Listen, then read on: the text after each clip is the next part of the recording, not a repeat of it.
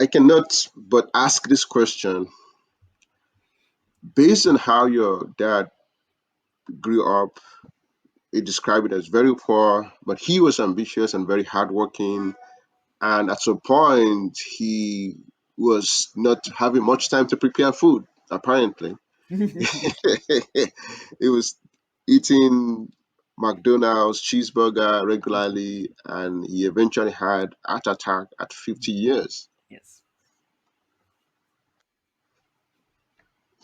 What what do you think you could have done differently, and what would you recommend in for people now? Maybe there's somebody actually doing the same thing now. What advice would you give the person? Well, my dad was a workaholic. I would tell you he lived in certain places he never turned the stove on. He would get up, get dressed, stop at McDonald's, get his coffee, head into the office, whatever they did for lunch, he did for lunch. Probably had an evening meeting or a board meeting or something to do with one of the schools, and then would get home late, maybe have a snack or something and go to bed. And that was pretty much his life but when you love what you do, it doesn't feel like work. And that was him.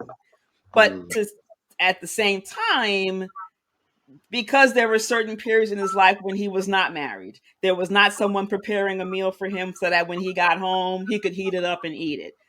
He would come home to an empty house. It's just him. No sense of doing a lot of food shopping if you're not going to be around much.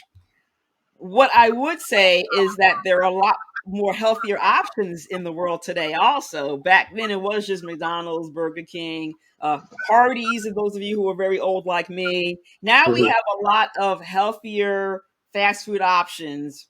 Panera Bread, tons of these different salad places, so that those of us who are on the go, and I've even gotten better, I will food shop, I will cook, and I will use my stove for that very reason, because our health is so important.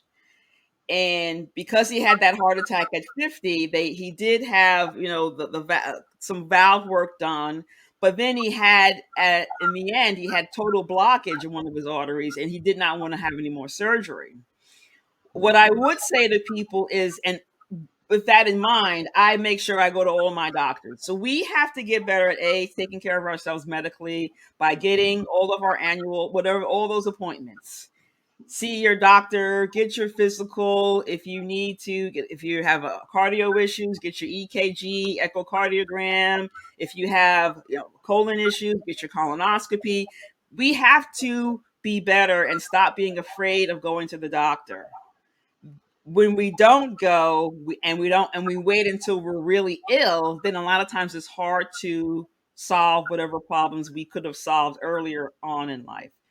I know for sure I have to get better at exercising, and we can raise our hands about who doesn't exercise enough. That's me, and I'm trying to got my water here today. So it yes. really is balance. And now we are all asking for that. We are demanding it now. We are not working 100 hours a week.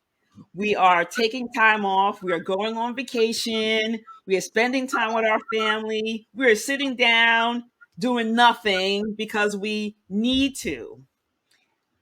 That is what we really have to focus on, because life is short.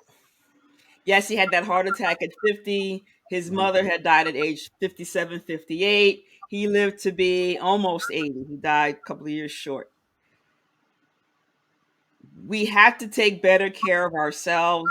Luckily, the with technology and the medical sciences, there's a lot more opportunities for us to do that, which is wonderful. When way back when they had no idea what some of these ailments were, now we have lots of information and ways in which we can start to manage